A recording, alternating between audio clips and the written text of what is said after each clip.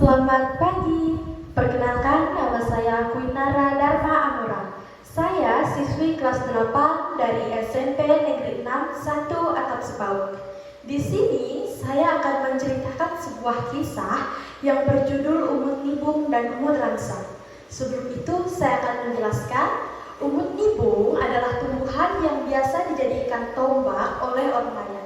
Ini adalah ilustrasi dari umut nibung. Sementara umut rangsa, dia adalah tumbuhan yang biasa dijadikan sayuran oleh orang lain. Ini adalah ilustrasi dari umut rangsa. Umut nibung dan umut rangsa. Sumber cerita Nyonya Mariana Grunung. Alkisah, pada zaman dahulu kala, hiduplah sepasang suami istri bersama seorang anak bernama Lemia. Saat itu Lemia berumur 7 tahun. Setiap hari ayah dan ibu Lemia berangkat kerja ke ladang. Jadi pagi-pagi sekali ayah dan ibu Lemia bangun untuk mempersiapkan segala sesuatu. Setelah segala sesuatunya selesai, ibu Lemia membangunkan Lemia. Mereka sarapan bersama. Seusai mereka sarapan, ayah dan ibu Lemia hendak berangkat ke ladang. Akan tetapi sebelum mereka berangkat, mereka berpesan kepada Lemia. "Oh Dayang, nanti jangan mandi ke sungai ya Dayang." Lemia mengangguk paham. Lalu berangkatlah ayah dan ibu Lemia ke ladang. Lemia menuruti perkataan ayah dan ibunya. Ia sama sekali tak mandi ke sungai. Saat hari menjelang sore, ia mengumpan hewan ternak, memasak nasi, dan menimba air. Jadi saat ayah dan ibunya pulang, semua sudah selesai. Begitu terus setiap harinya. Sampai pada hari ke-7, ayah dan ibu Lemia hendak berangkat ke ladang dan berpesan kembali kepada Lemia. "Oh Dayang, nanti jangan mandi ke sungai ya Dayang." Lemia mengaku paham. Lemia heran kenapa ia terus dilarang untuk mandi ke sungai. Ia sangat penasaran. Jadi saat ayah dan ibu Lemia sedang berada di ladang, Lemia berangkat mandi ke sungai. Saat sedang asik mandi sungai, tiba-tiba seekor ikan siluk menghampiri dia dan berkata padanya, "Oh Dayang, kenapa engkau mandi sungai ya Dayang?" Lemia menjawab, "Oh ibu, saya sangat penasaran dengan sungai ya ibu." Lalu berbincanglah mereka berdua, sampai Lemia menawarkan sesuatu kepada ikan siluk. "Oh ibu, mari main ke rumah saya ya ibu." Ikan siluk menerima tawaran Lemia. Akhirnya mereka berdua pun berangkat ke rumah Lemia. Sesampainya di rumah Lemia, ikan siluk mengajak Lemia untuk mencari kutu. "Oh Dayang, sini ibu carikan kutu kamu ya Dayang." Lemia duduk, lalu ikan siluk mencari kutu Lemia. Setelah selesai, kini giliran Lemia mencari kutu ikan siluk. Saat Lemia hendak mencari kutu ikan siluk, ia terkejut, ia heran. Ia melihat pertengahan kepala ikan siluk tidak ditumbuhi oleh rambut. Jadi ia bertanya kepada ikan siluk, "Oh ibu, kenapa pertengahan kepala ibu tidak ditumbuhi oleh rambut ya ibu?" Tanya Lemia. Pertama, ikan siluk enggan untuk menjawab. Akan tetapi Lemia terus memaksa. Akhirnya ikan siluk memberitahu Lemia bahwa pertengahan kepala ikan siluk tidak ditumbuhi oleh rambut karena pernikahan ayah dan ibu Lemia adalah pernikahan mali atau pernikahan yang masih memiliki hubungan keluarga dekat. Hari sudah sore. Ikan siluk memutuskan untuk kembali ke sungai. Lemia yang mengetahui bahwa pernikahan ayah dan ibunya adalah pernikahan mali, ia merasa sangat kecewa dan sedih pada ayah dan ibunya. Ia memutuskan untuk naik ke loteng dan mengulung dirinya di tikar anyaman bambu.